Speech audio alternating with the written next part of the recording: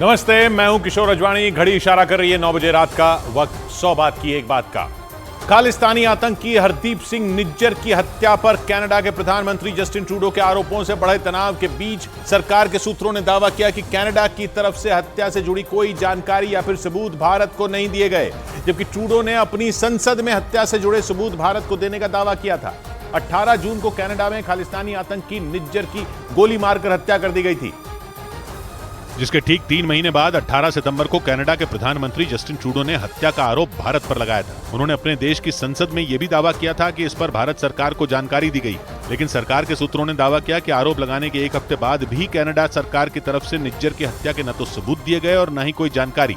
सूत्र ये भी बताते हैं कि कनाडा के एनएसए ने भारत के एनएसए अजीत डोभाल और इंटेलिजेंस चीफ से G20 से पहले मुलाकात की थी, लेकिन दावा है कि उस दौरान उन्होंने निज्जर की हत्या से जुड़ी कोई भी खुफिया जानकारी भारत के साथ साझा नहीं की थी, जबकि भारत की तरफ से निज्जर की हत्या से जुड़ी जानकारी बार बार मांगी जा रही है। सूत्रों के मुताबिक भारत सरकार ने आतंकी निज्जर की हत्या की जांच में कनाडा की सरकार को मदद का भी भरोसा दिया है। और खुफिया एजेंसियों के सूत्रों ने जानकारी दी कि खालिस्तानी आतंकी हरदीप सिंह निज्जर और अर्श डल्ला से करीबी की वजह से कनाडा में सुक्खा की हत्या हुई। खालिस्तानी आतंकी सुक्खा को पिछले हफ्ते उसके घर में घुसकर गोली मारी गई थी। उस हत्याकांड पर नजर रख रही भारतीय एजेंसियों के सूत्रों ने बताया कि सुक्खा कनाडा में खालिस्तानी आतंकियों के बीच चल रही आपसी गैंग वॉर की भेंट चढ़ गया। और सूत्रों ने दावा किया कि सुक्खा का हत्यारा बना लॉरेंस बिश्नोई गैंग। बताया गया कि कनाडा में सक्रिय खालिस्तानी आतंकी और गैंगस्टरों के 2 धड़े हैं। सुक्खा बिश्नोई गैंग के खिलाफ खड़े धड़े का हिस्सा था। वो हरदीप सिंह निज्जर का साथी था, जिसकी जून में हत्या हो चुकी है। इस गैंग का तीसरा अहम सदस्य है अर्श डल्ला, जो कि जिंदा है। वहीं दूसरा गैंग है गैंगस्टर लॉरेंस बिश्नोई, रिंदा और लखबीर सिंह लांडा का। लेकिन पिछले साल पंजाबी गायक सिद्धू मूसेवाला की हत्या के बाद जांच एजेंसियां हाथ धोकर लॉरेंस बिश्नोई गैंग के पीछे पड़ गईं। खुफिया एजेंसियों के सूत्रों ने बताया कि इसी बात का फायदा उठाकर अर्श डल्ला और सुक्खा पंजाब से लेकर कनाडा तक सक्रिय हो गए। जानकारी दी गई कि इसी वजह से लॉरेंस बिश्नोई के गैंग ने पहले निज्जर को अपने रास्ते से हटाया और फिर पिछले हफ्ते सुक्खा को ठिकाने लगा दिया। इधर खुफिया एजेंसियों के सूत्रों के हवाले से खबर है कि जांच एजेंसी एनआईए की कार्रवाई से कनाडा में छिपा खालिस्तानी आतंकी गुरपतवंत सिंह पन्नू बौखला गया, क्योंकि 1 रोज पहले एनआईए ने चंडीगढ़ और अमृतसर में उसकी संपत्तियों को जब्त कर लिया। और खुफिया सूत्रों का दावा है कि एनआईए की इस कार्रवाई की वजह से आतंकी पन्नू बुरी तरह भड़क गया। चंडीगढ़ और अमृतसर में संपत्तियों के जब्त होने के बाद उसने एक बार फिर भारत के खिलाफ जहर उगलना शुरू कर दिया। खुफिया सूत्रों के मुताबिक आतंकी गुरपतवंत सिंह पन्नू ने अपने बयान में आरोप लगाया कि उसके खिलाफ झूठे मुकदमे दर्ज किए गए हैं और संपत्तियों को जब्त करके उसे किसी भी सूरत में चुप नहीं कराया जा सकता। जबकि कुछ रोज पहले ही उसने कनाडा में रहने वाले हिंदुओं को देश छोड़ने और भारत जाने की धमकी दी थी। आरोप है कि मारा गया खालिस्तानी आतंकी हरदीप सिंह निज्जर पन्नू का करीबी था, जिसके साथ मिलकर वो भारत के खिलाफ आतंकियों की भर्ती करने में जुटा था। इसीलिए सूत्र बताते हैं कि 18 जून को कनाडा में आतंकी निज्जर की हत्या के बाद से वो भारत से बुरी तरह चिढ़ गया। इस बीच खालिस्तानी आतंकियों पर शिकंजा कसने के लिए एनआईए ने 5 और 6 अक्टूबर को दिल्ली में देश भर के एटीएस प्रमुखों की एक बैठक बुलाई। इस बैठक में एनआईए, आईबी चीफ और रॉ चीफ मौजूद रहेंगे, जहां विदेश में बैठकर भारत को टारगेट कर रहे खालिस्तानी आतंकियों के खिलाफ कार्रवाई की रणनीति बनाई जाएगी। जानकारी के मुताबिक इस बैठक में पंजाब, राजस्थान, हरियाणा, जम्मू कश्मीर, पश्चिमी उत्तर प्रदेश और दिल्ली एनसीआर में खालिस्तानी गैंगस्टरों के खात्मे की पूरी प्लानिंग की जाएगी। और दिल्ली पुलिस के सूत्रों के मुताबिक खालिस्तानी आतंकी अर्शदीप डल्ला आतंकी संगठन लश्कर ए तैयबा के साथ मिलकर पंजाब में आरएसएस और हिंदू संगठन के बड़े नेताओं की हत्या कराने की तैयारी में था। इस साजिश से पर्दा तब उठा जब दिल्ली पुलिस ने नौशाद और जगजीत सिंह नाम के 2 संदिग्ध आतंकियों को धर दबोचा। और सूत्रों का दावा है कि पूछताछ में इन दोनों ने अर्शदीप डल्ला की पूरी साजिश उगल दी। सूत्रों के मुताबिक संदिग्ध आतंकी नौशाद और जगजीत सिंह ने बताया कि पंजाब में आरएसएस और हिंदू संगठन के कई बड़े नेता उसके निशाने पर थे। सूत्र ये भी बताते हैं कि पाकिस्तान की खुफिया एजेंसी आईएसआई और आतंकी संगठन लश्कर ए तैयबा के साथ मिलकर डल्ला ने इन्हें मारने का प्लान बनाया था। और दावा है कि दिल्ली के जहांगीरपुरी से पकड़ा गया संदिग्ध आतंकी जगजीत सिंह कनाडा में बैठे अर्शदीप डल्ला के संपर्क में था, जो उसके इशारे पर पंजाब में आतंकी घटनाओं को अंजाम देने की फिराक में था। सूत्रों के मुताबिक कुछ रोज पहले इन दोनों संदिग्ध आतंकियों ने लश्कर और डल्ला के कहने पर एक हिंदू लड़के की हत्या की थी और उसका वीडियो भी बनाया था। इसी मामले की जांच के दौरान दिल्ली पुलिस ने इन दोनों को गिरफ्तार कर लिया।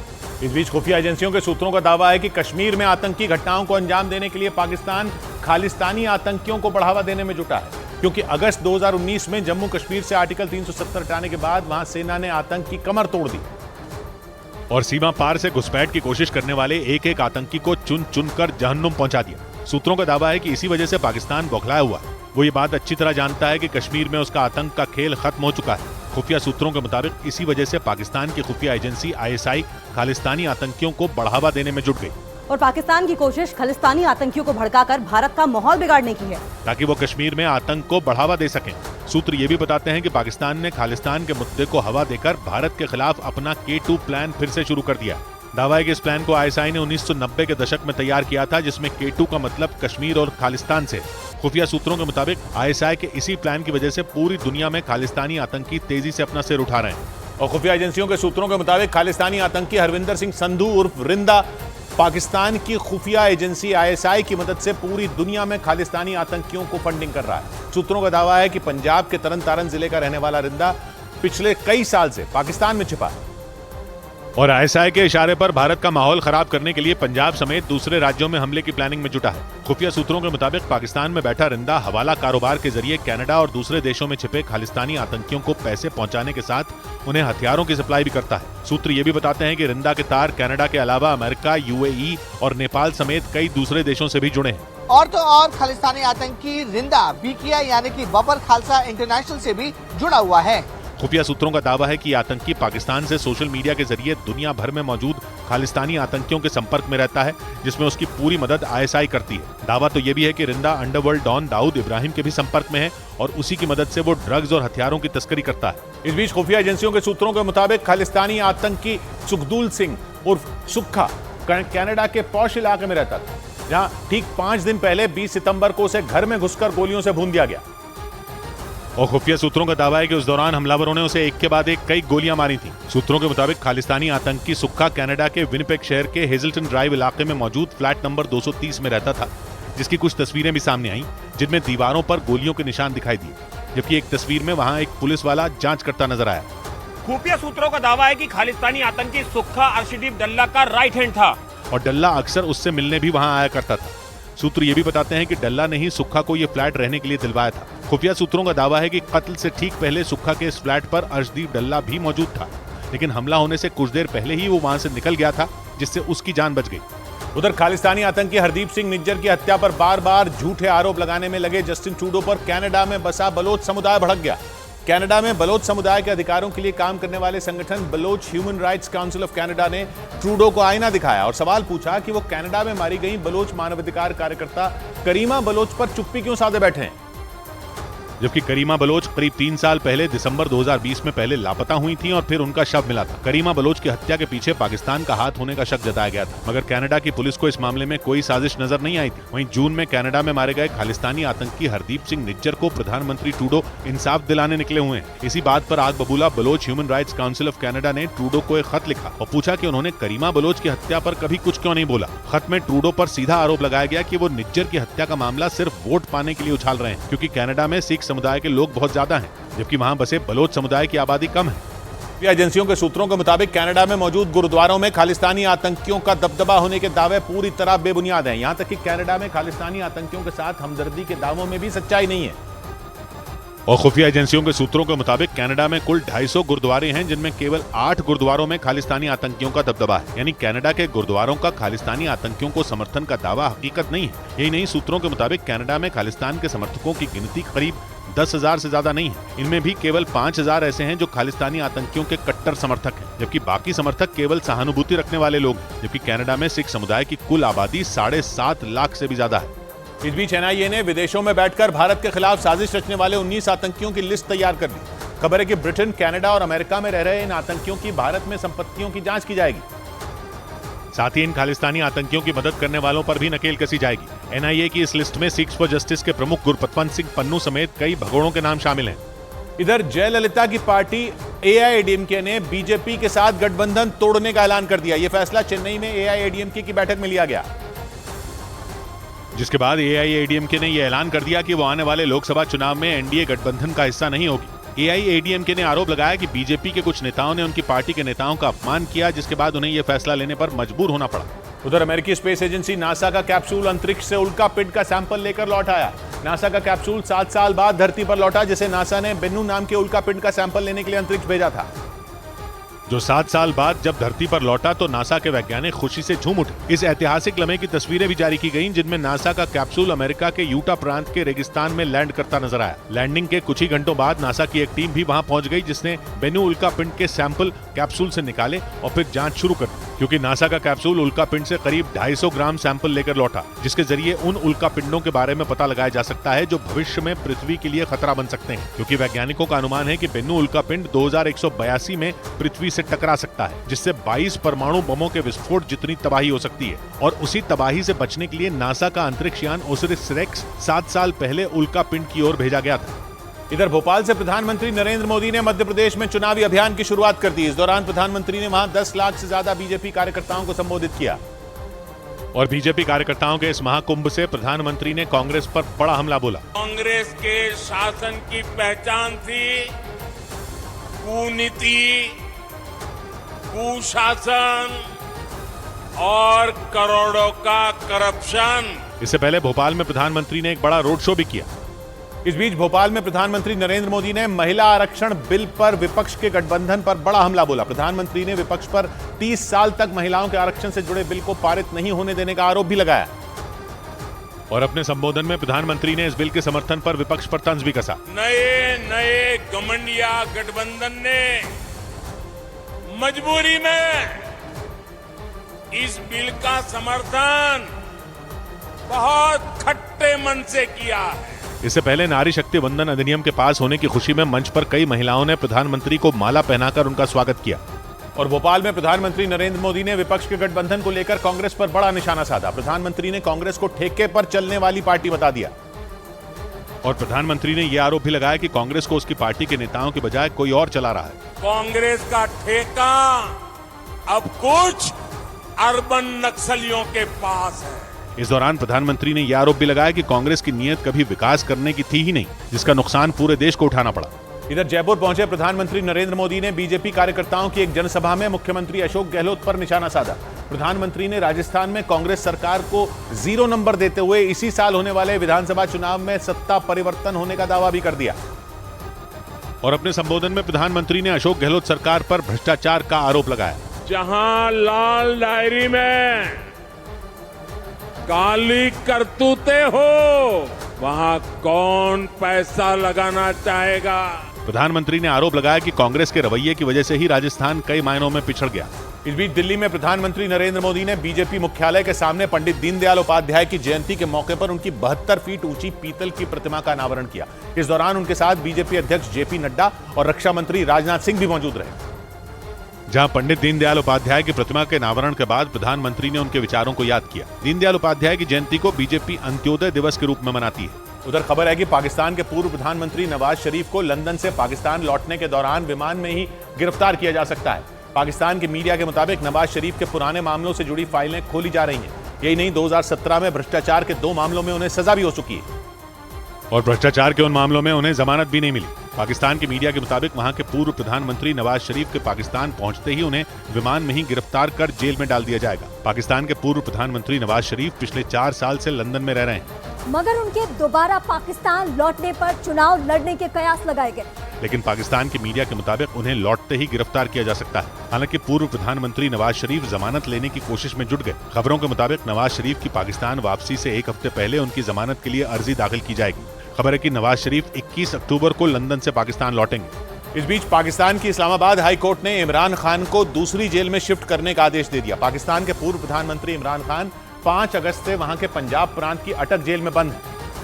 और उनकी पार्टी की तरफ से अटक जेल में दी जा रही सुविधाओं की कोर्ट से शिकायत की गई थी। इमरान खान के वकीलों ने यह तक दावा किया था कि अटक जेल में मच्छर, मक्खियों और चूहों की वजह से इमरान खान की सेहत खराब होने का अंदेशा है। इमरान खान ने तो उन्हें जेल में मिल रहे खाने तक की भी शिकायत की थी। आखिरकार इस्लामाबाद हाईकोर्ट ने उनकी मांग को मान लिया। अब उन्हें पंजाब की अटक जेल से अडियाला जेल में शिफ्ट किया जाएगा। पाकिस्तान में हाई प्रोफाइल कैदियों और नेताओं को रावलपिंडी की अडियाला जेल में ही रखा जाता है। इस जेल में कैदियों के रहने के बेहतर इंतजाम है और खाने पीने की सुविधा भी अटक जेल से बेहतर है। हालांकि माना जा रहा है कि पाकिस्तान की सरकार हाईकोर्ट के फैसले को पाकिस्तान की सुप्रीम कोर्ट में चुनौती भी दे सकती है।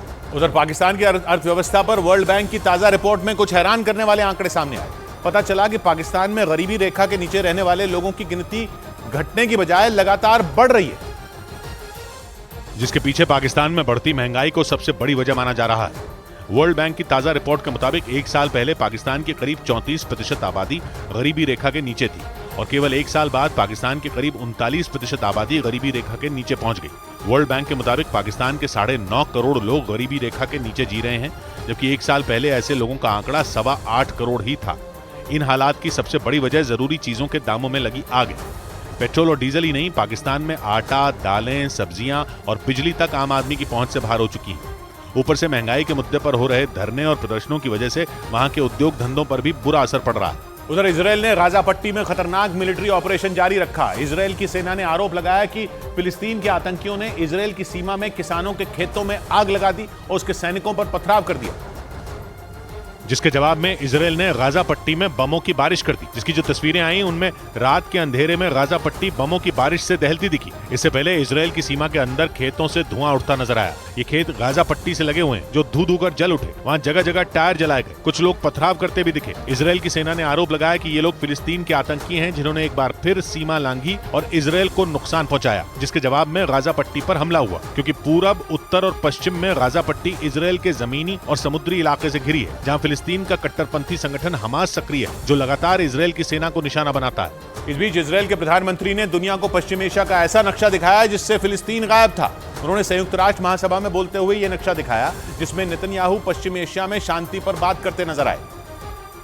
लेकिन इस दौरान वो एक नक्शा ले आए जिसमें इजरायल, मिस्र, सूडान, यूएई, जॉर्डन और सऊदी अरब जैसे देश तो थे, लेकिन फिलिस्तीन का कहीं कोई जिक्र नहीं था। यही नहीं, नेतन्याहू ने मार्कर से दुनिया को समझाया कि कैसे ये सारे देश पश्चिम एशिया में शांति का माहौल बना सकते हैं। Build a new corridor of peace and prosperity that connects Asia through the UAE, Saudi Arabia, Jordan, Israel to Europe. संयुक्त राष्ट्र महासभा में बोलते हुए नेतन्याहू ने फिलिस्तीन पर हमले का कोई मौका नहीं छोड़ा और उस पर प्रतिबंध बढ़ाने की मांग कर डाली। इससे पहले संयुक्त राष्ट्र में बोलते हुए फिलिस्तीन के राष्ट्रपति ने इजरायल के खिलाफ खूब जहर उगला था। यही नहीं, फिलिस्तीन का पक्ष लेने के चक्कर में सऊदी अरब ने एक ऐसा नक्शा जारी किया था जिसमें इजरायल था ही नहीं, जिसके बाद नेतन्याहू ने ईंट का जवाब पत्थर से दिया। इधर यरूशलेम की अल अक्सा मस्जिद में 2 मुस्लिम महिलाओं की एंट्री रोकने पर विवाद हो गया। विवाद यहूदी समुदाय के पवित्र त्योहार योम किपुर के मौके पर हुआ, जिसे मनाने के लिए हजारों शरणार्थी यरूशलेम पहुंचे और खबर आई कि यहूदी समुदाय के सैकड़ों लोगों को अल अक्सा मस्जिद में एंट्री भी दी गई, लेकिन 2 मुस्लिम महिलाओं को मस्जिद में घुसने से रोक दिया गया, जिसकी तस्वीरें भी आई, जिनमें मस्जिद के बाहर तैनात सुरक्षा कर्मियों ने दोनों मुस्लिम महिलाओं को मस्जिद में एंट्री नहीं दी और उन्हें बाहर से ही लौटा दिया, जिस पर विवाद हो गया। पिछले कई महीनों से अल अक्सा मस्जिद इजरायल और फिलिस्तीन के बीच हुई हिंसक झड़पों का अखाड़ा बनी हुई है, क्योंकि मुस्लिम और यहूदी दोनों समुदाय इसे अपना पवित्र तीर्थस्थल मानते हैं। यहूदी कहते हैं कि जिस जगह पर आज अल अक्सा मस्जिद है वहाँ पर उनका मंदिर था, जिसे तोड़कर वहाँ मस्जिद बना दी गई और यहूदी समुदाय से वहाँ पूजा करने का अधिकार छीन लिया गया। नए नियमों के हिसाब से यहूदी समुदाय मस्जिद में घुस तो सकता है, लेकिन प्रार्थना नहीं कर सकता। उधर हिटलर की सेना में शामिल फौजी के सम्मान की वजह से कनाडा की संसद के स्पीकर को शर्मिंदा होना पड़ा। यहूदी समुदाय के जबरदस्त विरोध के बाद कनाडा की संसद के स्पीकर को माफी मांगनी पड़ी, क्योंकि कनाडा की संसद में 22 सितंबर को 98 साल के यारोस्लाव हुंका का सम्मान हुआ। संसद में मौजूद सांसदों ने उनके सम्मान में खड़े होकर तालियां बजाईं और कहा गया कि हुंका ने यूक्रेन की आजादी और रूस के खिलाफ जंग लड़ी। संसद में उन्हें वॉर हीरो तक कहकर बुलाया गया, लेकिन यही तस्वीरें कनाडा की फजीयत की वजह बन गई। कनाडा की संसद के स्पीकर एंटनी रोटा को हुंका का सम्मान करने के लिए माफी मांगनी पड़ी, क्योंकि पता चला कि यारोस्लाव हुंका नाजी सैनिक थे। वो हिटलर की तरफ से दूसरे विश्व युद्ध में लड़ रहे थे और उस युद्ध में यहूदी समुदाय का जनसंहार हुआ था। बड़ी बात यह है कि ज़ेलेंस्की खुद यहूदी समुदाय से हैं। उनके रिश्तेदारों को हिटलर की सेना ने मारा था। ये सारा सच सामने आते ही इजरायल जैसा यहूदी देश ही नहीं, कनाडा में रहने वाला यहूदी समुदाय भी भड़क गया, जिसके बाद कनाडा की संसद के स्पीकर ने संसद में हुई चूक की जिम्मेदारी लेते हुए माफी मांगी। लेकिन इस मामले में रूस ने भी कनाडा से सफाई मांग ली, क्योंकि हिटलर की फौज ने सोवियत संघ के खिलाफ ही लड़ाई लड़ी थी। और कनाडा की सरकार ने यूक्रेन के 98 साल के यारोस्लाव हुंका नाम के नाजी सैनिक को सम्मान देकर रूस का पारा चढ़ा दिया, जिसके बाद रूस की सरकार ने उसे एक प्रतिबंधित संगठन का सदस्य बताया और कनाडा की सरकार की तरफ से उसे सम्मानित किए जाने पर आपत्ति भी जताई। इधर आरएसएस ने धर्मांतरण और लव जिहाद के खिलाफ मुहिम शुरू कर दी। संघ प्रमुख मोहन भागवत ने इस मामले पर चिंता जताते हुए इस पर रोक लगाने के लिए अपील की, जिसके लिए उन्होंने लखनऊ में अहम बैठक की, जिसमें उन्होंने आरएसएस की शाखाओं में आने वाले स्वयंसेवकों में धर्मांतरण और लव जिहाद के बारे में लोगों को जागरूक करने की अपील की। इस बीच सनातन धर्म पर विवादास्पद बयानबाजी से नाराज संतों ने दिल्ली में डीएमके नेता उदयनिधि स्टालिन के खिलाफ जोरदार प्रदर्शन किया और उनका पुतला फूंका। इस दौरान बड़ी संख्या में संतों ने उदयनिधि स्टालिन और उनके बयान का समर्थन करने वाले नेताओं के बैनर और पोस्टर लेकर जुलूस निकाला। की, भगवान राजा रामचंद्र की। जिन्हें रोकने के लिए वहां भारी पुलिस बल भी तैनात किया गया। शुरुआती बयान जो दिया गया उसके लिए शर्म ना करे वो लोग है। हमारे सनातन धर्म जो है न कोई बिगाड़ेंगे न कोई बिगाड़ सकेंगे। प्रदर्शनकारियों ने दिल्ली के तमिलनाडु भवन के नजदीक पहुंचकर उदयनिधि स्टालिन के साथ स्वामी प्रसाद मौर्य, प्रियांक खड़गे और प्रोफेसर चंद्रशेखर का भी पुतला फूंका। लगातार गुस्सा है जो बयान आ रहे हैं और मांग कर रहे हैं कि ऐसे कार्रवाई होनी चाहिए कि ये बयान फिर से ना आए। सनातन धर्म के खिलाफ विवादास्पद बयानबाजी से नाराज संतों ने कोर्ट से इस मामले में संज्ञान लेने की भी मांग की। उधर पटना में एक दलित महिला से हैवानियत की झकझोर देने वाली घटना सामने आई, क्योंकि महिला ने आरोप लगाया कि केवल 1500 रुपए के लिए कुछ लोगों ने उसे खूब पीटा और दरिंदगी की सारी हदें पार कर दी। क्योंकि अस्पताल में भर्ती दलित महिला ने आरोप लगाया कि कुछ लोगों ने उसके कपड़े उतारकर उसे पीटा और जब दिल नहीं भरा तो उन्होंने उसे पेशाब पिला दिया। 10 बजे रात में नंगे करके मारा। महिला ने आरोप लगाया कि उससे ये हैवानियत केवल 1500 रुपए के लिए हुई, जिसके बाद मामले की जांच शुरू हो गई। मुख्यमंत्री नीतीश कुमार ने भी सख्त कार्रवाई का भरोसा दिया। कोई गड़बड़ करता है उस पर एक्शन। इस मामले में आरोपियों की गिरफ्तारी के लिए पुलिस ने ताबड़तोड़ छापेमारी की। इधर दिल्ली के नजदीक उत्तर प्रदेश के गाजियाबाद में ड्रोन शक्ति प्रदर्शन की शुरुआत हो गई। वहां हिंडन एयरबेस में रक्षा मंत्री राजनाथ सिंह ने इस कार्यक्रम का उद्घाटन किया। इस दौरान वहां 50 तरह के ड्रोन का प्रदर्शन हुआ, जिसमें एक संदिग्ध ठिकाने को हमला कर उसे मार गिराकर दिखाया गया। गाजियाबाद के हिंडन एयरबेस में यह ड्रोन शक्ति प्रदर्शन अगले 2 दिन तक चलेगा। इस बीच भारतीय वायुसेना में C-295 ट्रांसपोर्ट एयरक्राफ्ट को शामिल कर लिया गया, जिसमें भारतीय वायुसेना की ताकत और ज्यादा बढ़ गई। गाजियाबाद के हिंडन एयरबेस में रक्षा मंत्री राजनाथ सिंह ने उस ट्रांसपोर्ट एयरक्राफ्ट की चाबी वायुसेना प्रमुख VR चौधरी को सौंप दी। लेकिन उससे पहले रक्षा मंत्री ने हिंडन एयरबेस पर C-295 ट्रांसपोर्ट एयरक्राफ्ट की पूजा की। उसके बाद उस विमान के ऊपर स्वास्तिक का चिन्ह बनाया और फिर उसकी चाबी वायुसेना प्रमुख VR चौधरी को सौंप दी। वहीं इस विमान के वायुसेना में शामिल होने पर भारत की ताकत में जबरदस्त इजाफा हो गया। ऐसा इसलिए क्योंकि C-295 ट्रांसपोर्ट एयरक्राफ्ट एक ऐसा विमान है जिसमें एक बार में 70 जवानों के साथ ही करीब 10 टन वजनी सामान ढोया जा सकता है और ये विमान 480 किलोमीटर प्रति घंटा की रफ्तार से 11 घंटे तक उड़ान भर सकता है। भारतीय वायुसेना के मुताबिक स्पेन से ऐसे 16 विमान भारत आएंगे, जबकि इन्हें बनाने वाली एयरबस कंपनी और भारतीय कंपनी टाटा मिलकर ऐसे 40 विमानों को भारत में ही तैयार करेगी। मतलब आने वाले वक्त में भारतीय वायुसेना के पास ऐसे 56 C-295 ट्रांसपोर्ट एयरक्राफ्ट विमान होंगे, जिनसे भारतीय वायुसेना की ताकत कई गुना बढ़ जाएगी। उधर कर्नाटक के मंड्या में सुप्रीम कोर्ट के फैसले के बाद बीजेपी के कार्यकर्ताओं ने जमकर प्रदर्शन किया, क्योंकि कावेरी नदी के पानी के बंटवारे के मामले में सुप्रीम कोर्ट ने हस्तक्षेप करने से इनकार कर दिया। जिसके बाद बीजेपी कार्यकर्ताओं का गुस्सा भड़क गया। उन्होंने तमिलनाडु को पानी दिए जाने का मुद्दा उठाया और अपने राज्य में पानी के गहराते संकट का हवाला देते हुए इसके विरोध में सड़क पर उतरकर प्रदर्शन किया। इस दौरान प्रदर्शनकारियों ने जमकर नारेबाजी की और आरोप लगाया कि तमिलनाडु को पानी दिए जाने की वजह से कर्नाटक पानी के संकट से जूझने को मजबूर हो गया। हालांकि कावेरी नदी के पानी का विवाद कई साल पुराना है, जिसके लिए कर्नाटक और तमिलनाडु सुप्रीम कोर्ट तक पहुंच गए। लेकिन सुप्रीम कोर्ट ने हाल ही में कावेरी के पानी पर CWMA यानी कावेरी जल प्रबंधन प्राधिकरण के फैसले पर हस्तक्षेप करने से इनकार कर दिया था, जिसके बाद कर्नाटक में प्रदर्शन का दौर एक बार फिर तेज हो गया। इधर तमिलनाडु के तिरुचिरापल्ली में कावेरी नदी के पानी की मांग करते हुए कुछ किसानों ने इंसानों की खोपड़ी रखकर प्रदर्शन किया। इस मामले पर सुप्रीम कोर्ट में सुनवाई होनी है। लेकिन इससे पहले ही कर्नाटक के कई इलाकों में विरोध प्रदर्शन तेज हो गए, जिसके बाद तमिलनाडु के तिरुचिरापल्ली में भी कुछ किसान इंसानी खोपड़ी और हड्डियां लेकर विरोध प्रदर्शन करते नजर आए, जिसके जरिए उन्होंने कर्नाटक सरकार से कावेरी नदी का पानी दिए जाने की मांग की। इस बीच पेट्रोलियम मंत्री हरदीप सिंह पुरी ने पहली हाइड्रोजन फ्यूल सेल बस को हरी झंडी दिखाई। खबर है कि इन बसों के सफल ट्रायल के बाद दिल्ली में भारत की पहली ग्रीन हाइड्रोजन फ्यूल सेल बस की शुरुआत हो जाएगी, जिसके बाद प्रदूषण में कमी देखने को मिल सकती है। केंद्रीय मंत्री हरदीप सिंह पुरी ने दिल्ली में 2 बसों को हरी झंडी दिखाई।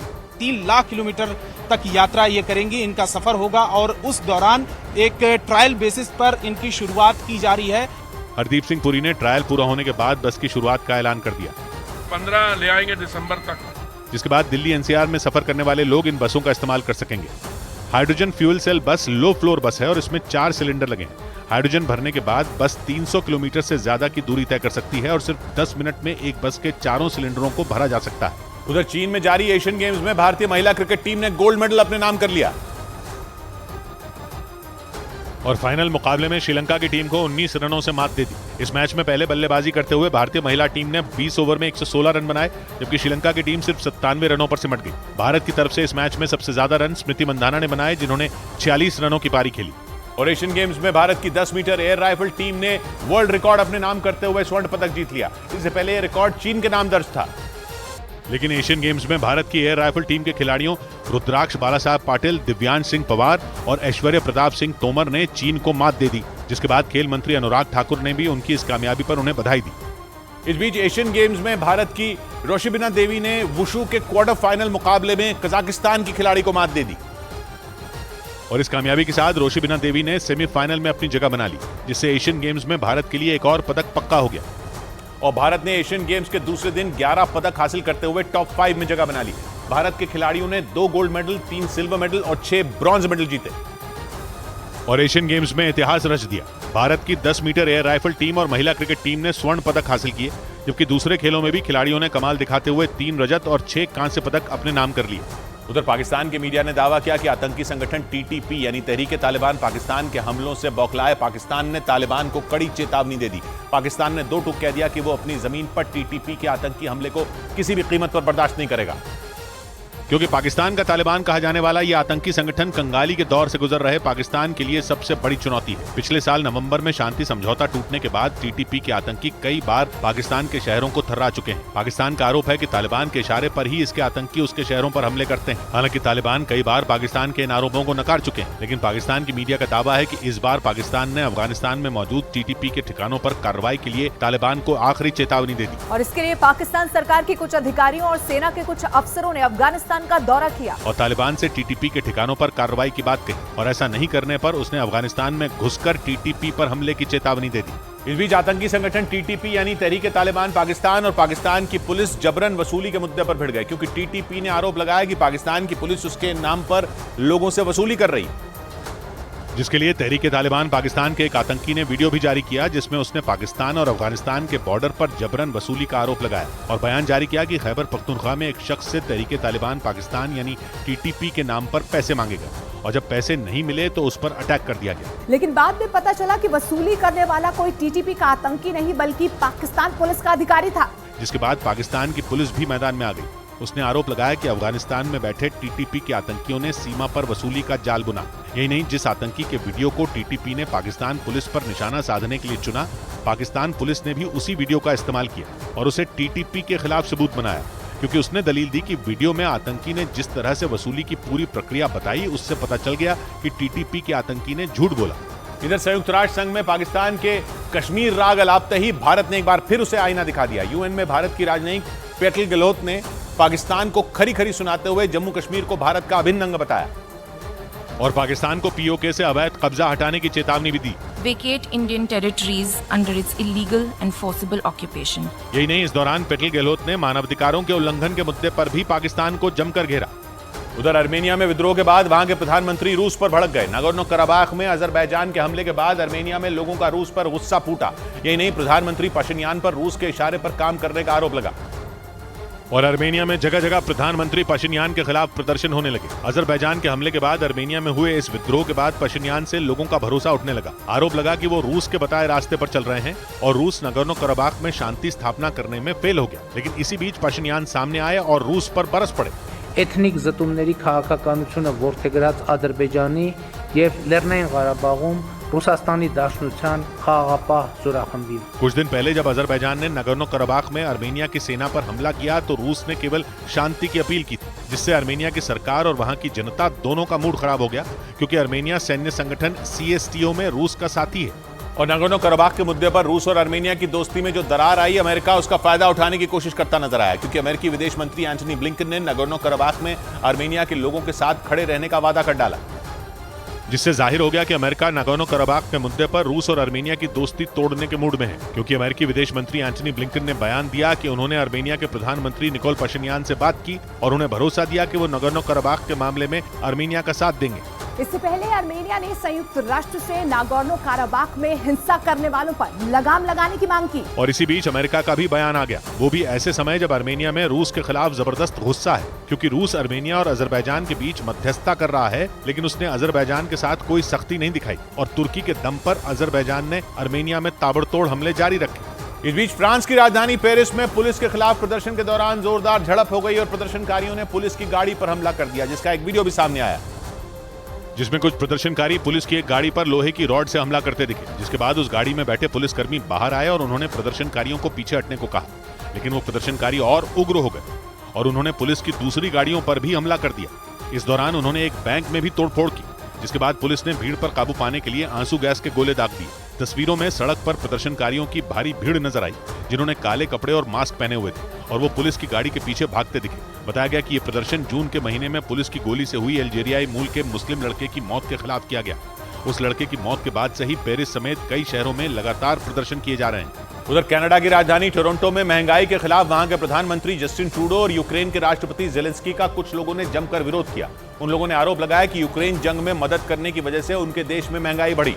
यूक्रेन के राष्ट्रपति एक रोज पहले ही कनाडा दौरे पर पहुंचे, जहां मौजूद कुछ लोगों ने जेलेंस्की को देखते ही उनका विरोध करना शुरू कर दिया। इस घटना का एक वीडियो भी सामने आया, जिसमें जस्टिन ट्रूडो और जेलेंस्की एक साथ दिखाई दिए और दोनों को एक साथ देखते ही कुछ लोगों ने शोर मचाना शुरू कर दिया। इतना ही नहीं, दोनों के खिलाफ जमकर नारेबाजी भी की गई। इस दौरान हंगामा कर रहे लोगों को रोकने की कोशिश की गई तो वो लोग भड़क गए और वहां तैनात पुलिसकर्मियों से उलझने लगे। इस बीच जस्टिन ट्रूडो और जेलेंस्की भारी सुरक्षा के बीच वहां से निकल गए। कुछ दिन पहले कनाडा में पेट्रोल के दाम 4 गुना तक बढ़ा दिए गए थे। यही नहीं, आरोप है कि ट्रूडो सरकार महंगाई रोकने में भी नाकाम रही। वहां मौजूद उन प्रदर्शनकारियों ने आरोप लगाया कि जंग में यूक्रेन की मदद करने की वजह से उनके देश में महंगाई बढ़ी। इस बीच फ्रांस ने अफ्रीकी देश नाइजर से अपनी सेना और राजदूत हटाने का ऐलान कर दिया। नाइजर में जुलाई के महीने में तख्ता पलट हुआ था और वहां की सेना ने सत्ता अपने हाथों में ले ली थी, जिसके बाद नाइजर में लगातार फ्रांस का विरोध हुआ, क्योंकि फ्रांस वहां के राष्ट्रपति का समर्थन कर रहा था और उसने नाइजर में 1500 सैनिक तैनात कर दिए थे, जिसका नाइजर की सेना ने विरोध किया। लोग सड़कों पर उतरा, जिससे फ्रांस पर दबाव बढ़ता गया और आखिरकार फ्रांस के राष्ट्रपति ने वहां से अपने राजदूत और राजनयिकों को वापस बुला लिया। In the coming hours, our ambassador with several diplomats will return to France. Macron ने नाइजर से अपने सैनिकों की वापसी का भी ऐलान कर दिया। And we are ending our military cooperation with the de facto authorities of Niger. अफ्रीकी देश नाइजर में उस वक्त उथल-पुथल मच गई थी जब 26 जुलाई को वहां की सेना ने राष्ट्रपति को पद से हटा दिया था, जिसके बाद उसने फ्रांस समेत यूरोप के देशों पर उसके मामलों में दखल देने का आरोप लगाया था। लेकिन नाइजर में फ्रांस को लेकर सबसे ज्यादा गुस्सा देखने को मिला। फ्रांस की न्यूज एजेंसी एएफपी के मुताबिक नाइजर की सैन्य सरकार ने फ्रांस के विमानों के भी अपने हवाई क्षेत्र में घुसने पर रोक लगा दी। और ये पहली बार नहीं जब नाइजर में दूसरे देशों के विमानों की उड़ान पर रोक लगाई गई हो। इससे पहले तख्ता पलट के कुछ दिन बाद ही नाइजर की सेना ने अपने हवाई क्षेत्र को दूसरे देशों के लिए पूरी तरह बंद कर दिया था। दावा किया गया कि ऐसा पड़ोसी देशों से खतरे को देखते हुए किया गया था। हालांकि 4 सितंबर को नाइजर का आसमान एक बार फिर दूसरे देशों के विमानों की उड़ान के लिए खोल दिया गया, लेकिन एएफपी के मुताबिक नाइजर ने एक रोज पहले एक बार फिर अपने हवाई क्षेत्र पर पाबंदी लगा दी, लेकिन इस बार पाबंदी सिर्फ फ्रांस के विमानों पर लगाई गई। ऐसे में दावा किया गया कि नाइजर की सैन्य सरकार का यह कदम फ्रांस के साथ उसके तनाव को और ज्यादा बढ़ा सकता है। इधर मुंबई में महाराष्ट्र नवनिर्माण सेना के प्रमुख राज ठाकरे ने मुख्यमंत्री एकनाथ शिंदे से उनके घर पर जाकर मुलाकात की। इस दौरान राज ठाकरे ने एकनाथ शिंदे के घर में गणपति बप्पा के दर्शन भी किए और इस मौके पर एकनाथ शिंदे ने राज ठाकरे को शॉल उड़ाकर और गुलदस्ता देकर उन्हें सम्मानित किया। इसके बाद उन्होंने उन्हें भगवान गणेश की एक मूर्ति भी दी। इस बीच महाराष्ट्र विधानसभा के अध्यक्ष राहुल नार्वेकर के अपमान के आरोप पर भड़की बीजेपी ने उद्धव ठाकरे गुट के 2 नेताओं पर कार्रवाई की मांग की। उद्धव गुट के संजय राउत और अंबादास दानवे पर विधानसभा अध्यक्ष के ऊपर दबाव बनाने का आरोप लगा, जिसके बाद बीजेपी विधायक नितेश राणे ने विधानसभा सचिव को चिट्ठी लिखकर उन दोनों नेताओं के खिलाफ शिकायत दर्ज कराई। इस चिट्ठी में संजय राउत और अंबादास दानवे पर विशेषाधिकार हनन के आरोप में कार्रवाई की मांग की गई। उधर प्रधानमंत्री नरेंद्र मोदी 2 दिन के लिए गुजरात जाएंगे। इस दौरान प्रधानमंत्री छोटा उदयपुर में कई परियोजनाओं का शिलान्यास कर उसे राष्ट्र को समर्पित करेंगे। और प्रधानमंत्री जिन परियोजनाओं का शिलान्यास करेंगे उनकी लागत 5200 करोड़ रुपए बताई गई। इससे पहले प्रधानमंत्री वाइब्रेंट गुजरात ग्लोबल समिट के 20 साल पूरे होने के मौके पर आयोजित एक कार्यक्रम में भी शामिल होंगे। इस बीच पश्चिमी मीडिया के मुताबिक चीन को घेरने के लिए अमेरिका वियतनाम के साथ हथियारों की सबसे बड़ी डील करने की तैयारी में जुट गया। वियतनाम की सीमा चीन से लगती है और दोनों देशों के बीच लंबे समय से दक्षिण चीन सागर में कुछ द्वीपों को लेकर टकराव जारी है और इसलिए अमेरिका वियतनाम को हथियारों की बड़ी खेप देने की तैयारी में जुट गया। अमेरिका के रक्षा विभाग के मुताबिक वो वियतनाम को लड़ाकू विमान F-16 और खतरनाक मिसाइल देने का प्लान बना रहा है, ताकि दक्षिण चीन सागर में चीन को घेरा जा सके। वियतनाम की सीमा चीन से लगती है और दोनों देशों के बीच लंबे समय से साउथ चाइना सी में कुछ द्वीपों को लेकर टकराव जारी है। वियतनाम और चीन के बीच आने वाले वक्त में जंग भी हो सकती है। ऐसे में अमेरिका चीन को सबक सिखाने के लिए हथियारों की बड़ी खेप वियतनाम को दे सकता है, ताकि उसकी सेना को वो मजबूती दी जा सके जो जंग छिड़ने पर चीन से मुकाबला कर सके। लेकिन ये इतना भी आसान नहीं है, क्योंकि वियतनाम कई साल से रूस से हथियार खरीदता आया है। उधर रूस और चीन से बड़े तनाव के बीच अमेरिका में जारी हुई एक रिपोर्ट ने उसकी परेशानी बढ़ा दी। उस रिपोर्ट के मुताबिक अमेरिका के पास जितने भी F-35 लड़ाकू विमान हैं उनमें करीब आधे तो उड़ान भरने के लायक भी नहीं है। और ये report US government accountability office की ओर से जारी की गई, जो अमेरिका में सरकारी संपत्तियों की समीक्षा और जांच करने वाली सरकारी एजेंसी है। अमेरिका के मीडिया के मुताबिक जो रिपोर्ट सामने आई उसमें अमेरिका के F-35 लड़ाकू विमानों के बेड़े की हालत बेहद खराब बताई गई। अमेरिका के पास करीब 450 F-35 लड़ाकू विमान है और अमेरिका ये दावा करता है कि उसके F-35 दुनिया के सबसे शक्तिशाली लड़ाकू विमान है। लेकिन उस रिपोर्ट के मुताबिक अमेरिका के करीब 45% F-35 फाइटर जेट उड़ान भरने के लायक भी नहीं, और ऐसा इसलिए क्योंकि उनका रखरखाव बेहद खर्चीला है और पुर्जों की कमी की वजह से भी अमेरिका के कई F-35 लड़ाकू विमान मरम्मत की राह देख रहे हैं। इधर पश्चिम बंगाल के बांकुड़ा से हैरान कर देने वाला एक वीडियो सामने आया, जिसमें एक पुल के ऊपर से बहती नदी को पार करने के चक्कर में एक ट्रैक्टर पलट गया। और इस घटना का जो वीडियो सामने आया उसमें उस ट्रैक्टर का ड्राइवर जान जोखिम में डालकर पुल के ऊपर आए सैलाब को पार करने की कोशिश करता दिखाई दिया। इस दौरान पानी के तेज बहाव की चपेट में आकर वो ट्रैक्टर पुल के नीचे जा गिरा, जिसके बाद वहां चीख पुकार मच गई। ऐसा इसलिए क्योंकि चंद सेकंड में ही वो ट्रैक्टर नदी में समा गया। इस दौरान ट्रैक्टर पर बैठे कुछ लोग नदी में जा गिरे, जिन्होंने किसी तरह अपनी जान बचाई, लेकिन उस ट्रैक्टर का ड्राइवर पानी का बहाव तेज होने की वजह से लहरों के साथ ही बहने लगा और बहते बहते पुल से काफी दूर चला गया। लेकिन राहत की बात ये रही कि बाद में वो तैर कर नदी से बाहर निकलने में कामयाब रहा, जिससे उसकी जान बच गई। वहीं किनारे पर मौजूद कुछ लोगों ने इस घटना का वीडियो बना लिया, जो अब वायरल हो रहा है। उधर उत्तराखंड के जोशीमठ के अब एक नए गांव में मकानों में दरार आने के बाद हड़कंप मच गया। इसी साल जनवरी में जोशीमठ में 750 से ज्यादा मकानों में दरारें सामने आने के बाद राज्य सरकार ने कमेटी बनाई थी ताकि दरारों को बढ़ने से रोका जा सके।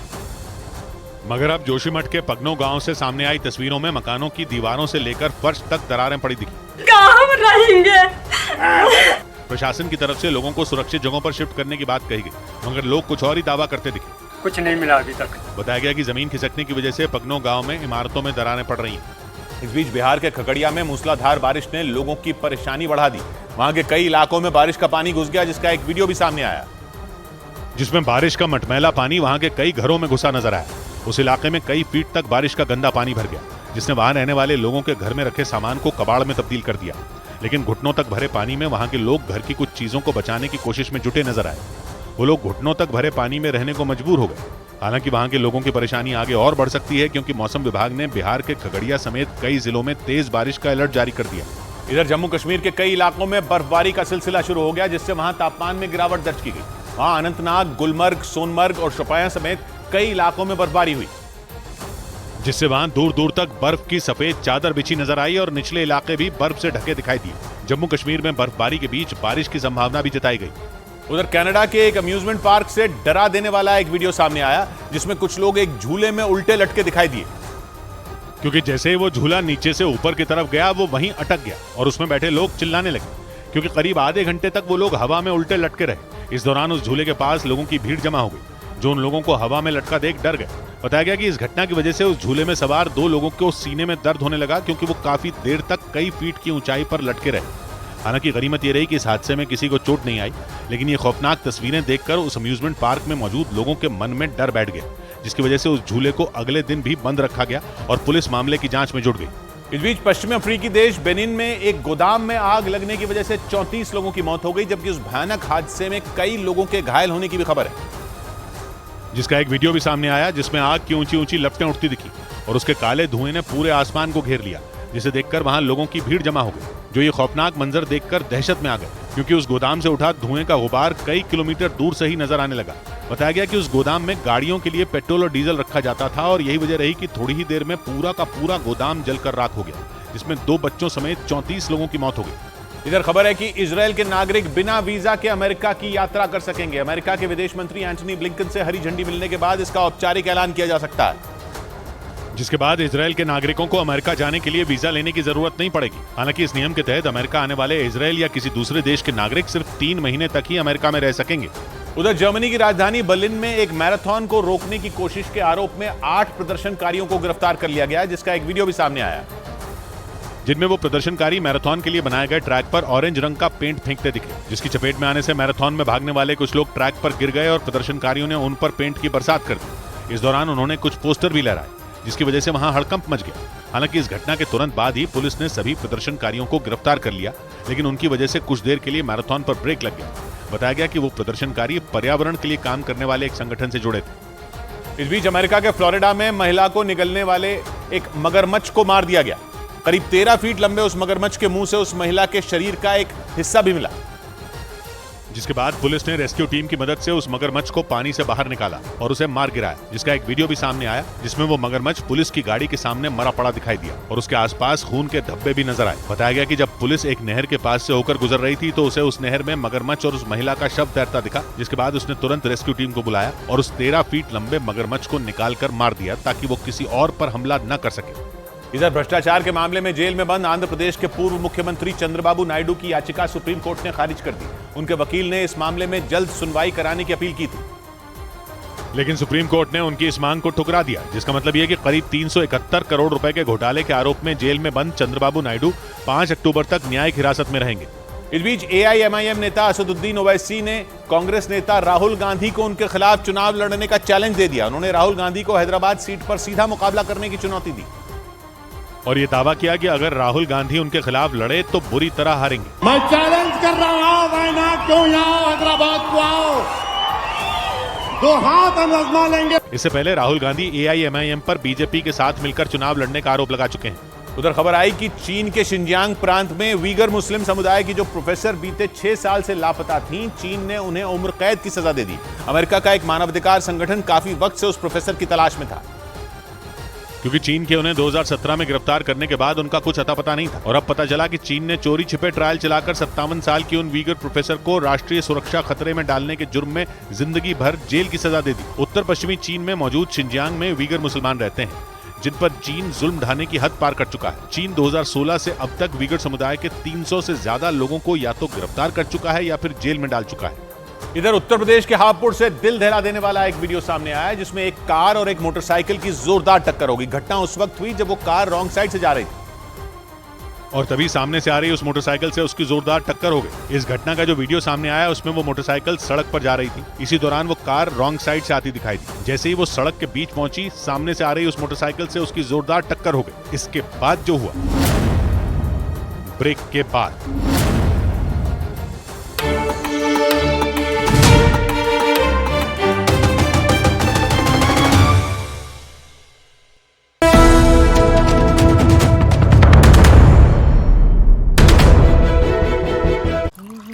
माँ, डेडलाइन तो मेरी है, तुम क्यों उठ गई इतनी जल्दी? मैं नहीं कर पाऊंगी ये सब अपने बच्चों के लिए। पहले ना मैं भी यही कहती थी। प्यार से चाय बनाते, प्यार से रिश्ते निभाते। वाघ बकरी चाय हमेशा रिश्ते बनाए। ये नया इंडिया, नए नजरिए का इंडिया, जहां लोगों का नंबर 1 भरोसा बनता है वो जो उनके मुद्दे, उनकी आवाज निडर होकर उठाता है, लोगों की नंबर 1 पसंद बनता है वो जो सिर्फ रफ्तार नहीं जिम्मेदारी पर भी विश्वास रखता है। देश का नंबर 1 न्यूज चैनल बनता है वो जो देश हित और जनहित दोनों को सर्वोपरि समझता है। न्यूज़ 18 इंडिया, नए इंडिया का नया नंबर 1 न्यूज चैनल। मैंने फैन से पूछा था कि कौन से वेलनेस ड्रिंक की रेसिपी जानना चाहेंगे, एंड दे चोज मसाला चाय। हमें इनकी कोई जरूरत नहीं है, मैं सारे इंग्रेडिएंट्स यहाँ हैं। 7 मसालों की गुडनेस जो बढ़ाए आपकी वेलनेस। परफेक्ट मसाला चाय कोई भी बना पाए। वाघ बकरी स्पाइस टी।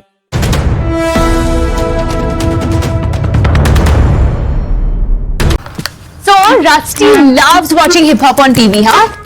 रोकने वाले जाएंगे और करने वाले गाएंगे। And don't forget Theo, treadmill पर 20 मिनट रोज। अरे बेचारा एक साथ कितना लोड लेगा?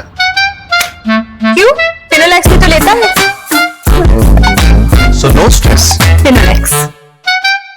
खालिस्तानी आतंकी हरदीप सिंह निज्जर की हत्या पर कनाडा के प्रधानमंत्री जस्टिन ट्रूडो के आरोपों से बढ़े तनाव के बीच सरकार के सूत्रों ने दावा किया कि कनाडा की तरफ से हत्या से जुड़ी कोई जानकारी या फिर सबूत भारत को नहीं दिए गए, जबकि ट्रूडो ने अपनी संसद में हत्या से जुड़े सबूत भारत को देने का दावा किया था। 18 जून को कनाडा में खालिस्तानी आतंकी निज्जर की गोली मारकर हत्या कर दी गई थी, जिसके ठीक 3 महीने बाद 18 सितंबर को कनाडा के प्रधानमंत्री जस्टिन ट्रूडो ने हत्या का आरोप भारत पर लगाया था। उन्होंने अपने देश की संसद में यह भी दावा किया था कि इस पर भारत सरकार को जानकारी दी गई, लेकिन सरकार के सूत्रों ने दावा किया कि आरोप लगाने के 1 हफ्ते बाद भी कनाडा सरकार की तरफ से निज्जर की हत्या के न तो सबूत दिए गए और न ही कोई जानकारी।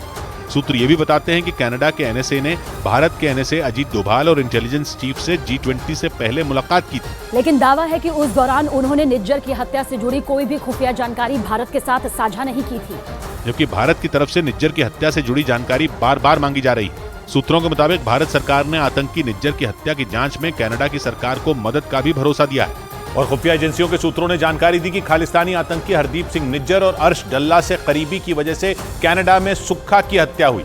खालिस्तानी आतंकी सुक्खा को पिछले हफ्ते उसके घर में घुसकर गोली मारी गई थी। उस हत्याकांड पर नजर रख रही भारतीय एजेंसियों के सूत्रों ने बताया कि सुक्खा कनाडा में खालिस्तानी आतंकियों के बीच चल रही आपसी गैंग वॉर की भेंट चढ़ गया। और सूत्रों ने दावा किया कि सुक्खा का हत्यारा बना लॉरेंस बिश्नोई गैंग। बताया गया कि कनाडा में सक्रिय खालिस्तानी आतंकी और गैंगस्टरों के दो धड़े हैं। सुक्खा बिश्नोई गैंग के खिलाफ खड़े धड़े का हिस्सा था। वो हरदीप सिंह निज्जर का साथी था जिसकी जून में हत्या हो चुकी है। इस गैंग का तीसरा अहम सदस्य है अर्श डल्ला जो कि जिंदा। वहीं दूसरा गैंग है गैंगस्टर लॉरेंस बिश्नोई, रिंदा और लखबीर सिंह लांडा का। लेकिन पिछले साल पंजाबी गायक सिद्धू मूसेवाला की हत्या के बाद जांच एजेंसियां हाथ धोकर लॉरेंस बिश्नोई गैंग के पीछे पड़ गईं। खुफिया एजेंसियों के सूत्रों ने बताया कि इसी बात का फायदा उठाकर अर्श डल्ला और सुक्खा पंजाब से लेकर कनाडा तक सक्रिय हो गए। जानकारी दी गई कि इसी वजह से लॉरेंस बिश्नोई के गैंग ने पहले निज्जर को अपने रास्ते से हटाया और फिर पिछले हफ्ते सुक्खा को ठिकाने लगा दिया। इधर खुफिया एजेंसियों के सूत्रों के हवाले से खबर है कि जांच एजेंसी एनआईए की कार्रवाई से कनाडा में छिपा खालिस्तानी आतंकी गुरपतवंत सिंह पन्नू बौखला गया, क्योंकि एक रोज पहले एनआईए ने चंडीगढ़ और अमृतसर में उसकी संपत्तियों को जब्त कर लिया। और खुफिया सूत्रों का दावा है कि एनआईए की इस कार्रवाई की वजह से आतंकी पन्नू बुरी तरह भड़क गया। चंडीगढ़ और अमृतसर में संपत्तियों के जब्त होने के बाद उसने एक बार फिर भारत के खिलाफ जहर उगलना शुरू कर दिया। खुफिया सूत्रों के मुताबिक आतंकी गुरपतवंत सिंह पन्नू ने अपने बयान में आरोप लगाया कि उसके खिलाफ झूठे मुकदमे दर्ज किए गए हैं और संपत्तियों को जब्त करके उसे किसी भी सूरत में चुप नहीं कराया जा सकता। जबकि कुछ रोज पहले ही उसने कनाडा में रहने वाले हिंदुओं को देश छोड़ने और भारत जाने की धमकी दी थी। आरोप है कि मारा गया खालिस्तानी आतंकी हरदीप सिंह निज्जर पन्नू का करीबी था, जिसके साथ मिलकर वो भारत के खिलाफ आतंकियों की भर्ती करने में जुटा था। इसीलिए सूत्र बताते हैं कि 18 जून को कनाडा में आतंकी निज्जर की हत्या के बाद से वो भारत से बुरी तरह चिढ़ गया। इस बीच खालिस्तानी आतंकियों पर शिकंजा कसने के लिए एनआईए ने 5 और 6 अक्टूबर को दिल्ली में देश भर के एटीएस प्रमुखों की एक बैठक बुलाई। इस बैठक में एनआईए, आईबी चीफ और रॉ चीफ मौजूद रहेंगे, जहां विदेश में बैठकर भारत को टारगेट कर रहे खालिस्तानी आतंकियों के खिलाफ कार्रवाई की रणनीति बनाई जाएगी। जानकारी के मुताबिक इस बैठक में पंजाब, राजस्थान, हरियाणा, जम्मू कश्मीर, पश्चिमी उत्तर प्रदेश और दिल्ली एनसीआर में खालिस्तानी गैंगस्टरों के खात्मे की पूरी प्लानिंग की जाएगी। और दिल्ली पुलिस के सूत्रों के मुताबिक खालिस्तानी आतंकी अर्शदीप डल्ला आतंकी संगठन लश्कर तैयबा के साथ मिलकर पंजाब में आरएसएस और हिंदू संगठन के बड़े नेताओं की हत्या कराने की तैयारी में था। इस साजिश से पर्दा तब उठा जब दिल्ली पुलिस ने नौशाद और जगजीत सिंह नाम के 2 संदिग्ध आतंकियों को धर दबोचा। और सूत्रों का दावा है कि पूछताछ में इन दोनों ने अर्शदीप डल्ला की पूरी साजिश उगल दी। सूत्रों के मुताबिक संदिग्ध आतंकी नौशाद और जगजीत सिंह ने बताया कि पंजाब में आरएसएस और हिंदू संगठन के कई बड़े नेता उसके निशाने पर थे। सूत्र ये भी बताते हैं कि पाकिस्तान की खुफिया एजेंसी आईएसआई और आतंकी संगठन लश्कर तैयबा के साथ मिलकर डल्ला ने इन्हें मारने का प्लान बनाया था। और दावा है कि दिल्ली के जहांगीरपुरी से पकड़ा गया संदिग्ध आतंकी जगजीत सिंह कनाडा में बैठे अर्शदीप डल्ला के संपर्क में था, जो उसके इशारे पर पंजाब में आतंकी घटनाओं को अंजाम देने की फिराक में था। सूत्रों के मुताबिक कुछ रोज पहले इन दोनों संदिग्ध आतंकियों ने लश्कर और डल्ला के कहने पर एक हिंदू लड़के की हत्या की थी और उसका वीडियो भी बनाया था। इसी मामले की जांच के दौरान दिल्ली पुलिस ने इन दोनों को गिरफ्तार कर लिया। इस बीच खुफिया एजेंसियों के सूत्रों का दावा है कि कश्मीर में आतंकी घटनाओं को अंजाम देने के लिए पाकिस्तान खालिस्तानी आतंकियों को बढ़ावा देने में जुटा है, क्योंकि अगस्त 2019 में जम्मू कश्मीर से आर्टिकल 370 हटाने के बाद वहां सेना ने आतंक की कमर तोड़ दी और सीमा पार से घुसपैठ की कोशिश करने वाले एक एक आतंकी को चुन चुन कर जहन्नुम पहुंचा दिया। सूत्रों का दावा है कि इसी वजह से पाकिस्तान बौखलाया हुआ। वो ये बात अच्छी तरह जानता है कि कश्मीर में उसका आतंक का खेल खत्म हो चुका है। खुफिया सूत्रों के मुताबिक इसी वजह से पाकिस्तान की खुफिया एजेंसी आईएसआई खालिस्तानी आतंकियों को बढ़ावा देने में जुट गई और पाकिस्तान की कोशिश खालिस्तानी आतंकियों को भड़काकर भारत का माहौल बिगाड़ने की है, ताकि वो कश्मीर में आतंक को बढ़ावा दे सकें। सूत्र ये भी बताते हैं कि पाकिस्तान ने खालिस्तान के मुद्दे को हवा देकर भारत के खिलाफ अपना K2 प्लान फिर से शुरू कर दिया।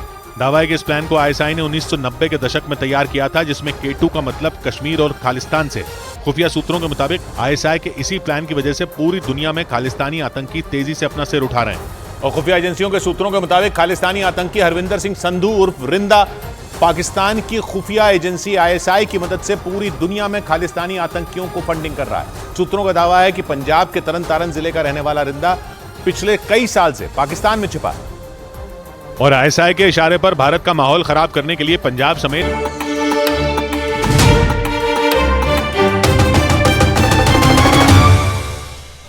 ब्रेकिंग न्यूज है। मध्य प्रदेश विधानसभा चुनाव पर बीजेपी ने अपने 39 उम्मीदवारों की दूसरी लिस्ट जारी कर दी। इस लिस्ट में हैरान करने वाली बात यह है कि 6 सांसदों को विधानसभा चुनाव लड़ाने का फैसला लिया गया है। इनमें 3 मंत्री भी शामिल हैं।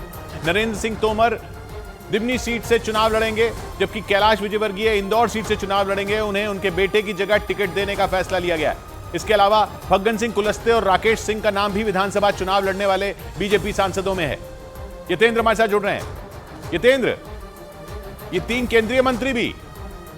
बिल्कुल किशोर, बड़ा दाव मध्य प्रदेश में बीजेपी ने दूसरी लिस्ट में खेला और जिसमें 7 सांसद हैं, जिनमें 3 केंद्रीय मंत्री शामिल हैं, नरेंद्र सिंह तोमर, फग्गन सिंह कुलस्ते और प्रहलाद पटेल। और ये वो नाम है जो कहीं ना कहीं अपने अपने क्षेत्रों में मुख्यमंत्री पद के दावेदार माने जा रहे थे। और इस रणनीति से बीजेपी ने एक पूरा माहौल बना दिया कि हर क्षेत्र से एक कद्दावर चेहरा जो मुख्यमंत्री बनने की संभावना रखता है उसको मैदान में उतार दिया है। और इससे एक मैसेज ही जाएगा कि केवल ये अपनी सीट नहीं, अपने आसपास की जितनी भी सीटें हैं उन पर उनका प्रभाव रहेगा और बीजेपी को उसमें बढ़त मिल सकती है। और ये सर्वे रिपोर्ट भी यही कहती है, क्योंकि शिवराज सिंह चौहान का जो चेहरा है उससे बीजेपी को लगता है कि अगर केवल उसी चेहरे पर जाएंगे तो चुनाव मझधार में अटक सकता है। तो ऐसे में सभी बड़े चेहरों को उतार दिया गया है। जी शुक्रिया यतेंद्र आपका। इधर उत्तर प्रदेश के हापुड़ से दिल दहला देने वाला एक वीडियो सामने आया, जिसमें एक कार और एक मोटरसाइकिल की जोरदार टक्कर हो गई। घटना उस वक्त हुई जब वो कार रॉन्ग साइड से जा रही थी और तभी सामने से आ रही उस मोटरसाइकिल से उसकी जोरदार टक्कर हो गई। इस घटना का जो वीडियो सामने आया उसमें वो मोटरसाइकिल सड़क पर जा रही थी। इसी दौरान वो कार रॉन्ग साइड से आती दिखाई दी। जैसे ही वो सड़क के बीच पहुंची, सामने से आ रही उस मोटरसाइकिल से उसकी जोरदार टक्कर हो गई। टक्कर इतनी जोरदार थी कि वो मोटरसाइकिल घिसटती हुई सड़क के दूसरी ओर जा पहुंची, जबकि उस पर सवार एक आदमी हवा में उछलकर काफी दूर जा गिरा। इस घटना से वहां हड़कंप मच गया। देखते ही देखते लोगों की भीड़ इकट्ठा हो गई। बाद में वहां मौजूद लोगों ने मोटरसाइकिल पर सवार पति पत्नी को अस्पताल पहुंचाया, जहां इलाज के दौरान उनकी जान चली गई। उधर ईरान के मीडिया के मुताबिक वहां की राजधानी तेहरान को दहलाने की एक बड़ी साजिश नाकाम कर दी गई, क्योंकि तेहरान की पुलिस ने विस्फोट के लिए इकट्ठा किए गए 30 बमों को बरामद कर उन्हें नष्ट कर दिया और तेहरान को दहलाने की साजिश रचने वालों को भी गिरफ्तार कर लिया। ईरान के मीडिया के मुताबिक इस मामले में 28 संदिग्ध लोगों को गिरफ्तार किया गया, जिनमें कुछ पाकिस्तानी नागरिक भी शामिल बताए गए। इतना ही नहीं, वहां के खुफिया विभाग के सूत्रों ने यह भी बताया कि पकड़े गए कुछ आरोपियों के तार खूंखार आतंकी संगठन ISIS से भी जुड़े मिले। ईरान हमेशा से ISIS के निशाने पर रहा है। वहां हुए कई धमाकों की जिम्मेदारी इस आतंकी संगठन ने ली है, लेकिन इस बार तेहरान को दहलाने की साजिश नाकाम हो गई। इस बीच ईरान के खतरनाक ड्रोन और मिसाइलों की बढ़ती ताकत से निपटने के लिए इजरायल और अमेरिका ने एक साथ सैन्य अभ्यास किया। इजरायल और अमेरिका ने इस मिलिट्री ड्रिल में अपने शक्तिशाली डिफेंस सिस्टम की ताकत दिखाई और ईरान को यह दिखाने की कोशिश की कि उसके ड्रोन और मिसाइलें इजरायल की तरफ बढ़ी तो वो पल भर में तबाह हो जाएंगी, क्योंकि ईरान के पास एक से एक बढ़कर खतरनाक ड्रोन होने का दावा किया जाता है। इसके साथ ही ईरान की मिसाइलों का जखीरा भी बढ़ता जा रहा है। इजरायल की मीडिया के मुताबिक ईरान की इसी बढ़ती ताकत से निपटने के लिए अमेरिका और इजरायल ने मिलकर बड़ा सैन्य अभ्यास किया। खबर के मुताबिक इस ड्रिल में इजरायल के आयरन डोम और अमेरिका के पेट्रियट समेत कई दूसरे आधुनिक डिफेंस सिस्टम शामिल रहे और इस सैन्य अभ्यास के जरिए दोनों देशों ने मिलकर दुश्मन ईरान को ये चेतावनी दे दी कि अगर वो उनसे टकराने की हिम्मत करेगा तो उसे अंजाम भुगतना होगा। उधर खबर है कि ब्रिटेन में सिगरेट पर बैन लगाने के प्लान पर विचार किया जा रहा है। ब्रिटेन के अखबार द गार्जियन के दावे के मुताबिक ब्रिटेन के प्रधानमंत्री ऋषि सुनक ऐसा कानून लाने की तैयारी में है, जिससे वहां सिगरेट खरीदने और बेचने पर पाबंदी लग जाएगी। और माना जा रहा है कि यह कानून ठीक वैसा ही होगा जैसा पिछले साल न्यूजीलैंड ने अपने देश में लागू किया। वहां 1 जनवरी 2009 के बाद पैदा हुए किसी भी व्यक्ति के तंबाकू खरीदने पर पाबंदी लगा दी गई थी। इधर पंजाब के पूर्व मंत्री और बीजेपी नेता मनप्रीत सिंह बादल के ठिकानों पर विजिलेंस विभाग ने छापेमारी की। मनप्रीत बादल पर वित्त मंत्री रहने के दौरान कम दाम में 2 प्लॉट खरीदने के आरोप लगे और इन्हीं आरोपों पर विजिलेंस विभाग ने उनके बठिंडा वाले ठिकानों पर छापेमारी की। इस कार्रवाई के दौरान मनप्रीत सिंह बादल समेत 5 आरोपियों के खिलाफ केस भी दर्ज कर लिया गया। उधर हांगकांग के अखबार साउथ चाइना मॉर्निंग पोस्ट के मुताबिक अमेरिका से तनातनी के बीच चीन ने रेल गन से लैस एक युद्धपोत लॉन्च कर दिया। रेल गन एक आधुनिक तोप है। बताया गया कि परमाणु हथियारों से लैस अपने युद्धपोत को चीन दक्षिण चीन सागर में तैनात करेगा ताकि दुश्मन देशों को डराया जा सके। साउथ चाइना मॉर्निंग पोस्ट के मुताबिक चीन का ये युद्धपोत रेलगन के साथ ही रॉकेट लॉन्चर और लेजर हथियारों से भी लैस है। रेलगन एक आधुनिक तोप है जिससे दुश्मन के लड़ाकू विमानों से लेकर युद्धपोतों तक को तबाह किया जा सकता है। दावा किया गया कि ये तोप 700 किलोमीटर प्रति घंटा की रफ्तार से 124 किलो के वजन वाले गोले को दागने में सक्षम है। खबर के मुताबिक चीन खतरनाक तोप से लैस अपने इस युद्धपोत की तैनाती दक्षिण चीन सागर में करेगा। पहले ही चीन वहां फिलीपींस, ताइवान और वियतनाम को आंख दिखाने से पीछे नहीं हट रहा, लेकिन अब जब रेलगन से लैस युद्धपोत तैयार करने का दावा किया गया तो चीन के दुश्मन देशों के लिए खतरे की घंटी बज गई। इस बीच न्यूज एजेंसी रॉयटर्स के मुताबिक दक्षिण चीन सागर के एक हिस्से में चीन ने तैरता हुआ बैरियर लगा दिया, जिससे फिलीपींस उस पर भड़क गया। फिलीपींस ने आरोप लगाया कि चीन ने उसकी नावों को उधर से गुजरने से रोकने के लिए बैरियर लगाया। यानी चीन ने एक बार फिर फिलीपींस को परेशान करने का काम किया। रॉयटर्स के मुताबिक चीन ने दक्षिण चीन सागर के उस हिस्से में करीब 300 मीटर में तैरता हुआ बैरियर लगाकर फिलीपींस को आंख दिखाई। और इसका पता तब चला जब फिलीपींस की नौसेना के जवान उस इलाके से गुजर रहे थे। फिलीपींस ने आरोप लगाया कि चीन ने उस इलाके में बैरियर लगाकर उसके मछुआरों को रोका। खबर के मुताबिक चीन की नौसेना ने फिलीपींस के मछुआरों को उस इलाके से दूर रहने की चेतावनी भी दी। साथ ही उन पर अंतर्राष्ट्रीय और चीन के कानूनों का उल्लंघन करने का आरोप भी लगा दिया। दक्षिण चीन सागर के 90% हिस्से पर चीन अपना दावा करता है, इसीलिए वो दूसरे देशों को वहां से दूर रहने की धमकी देने से पीछे नहीं हटता।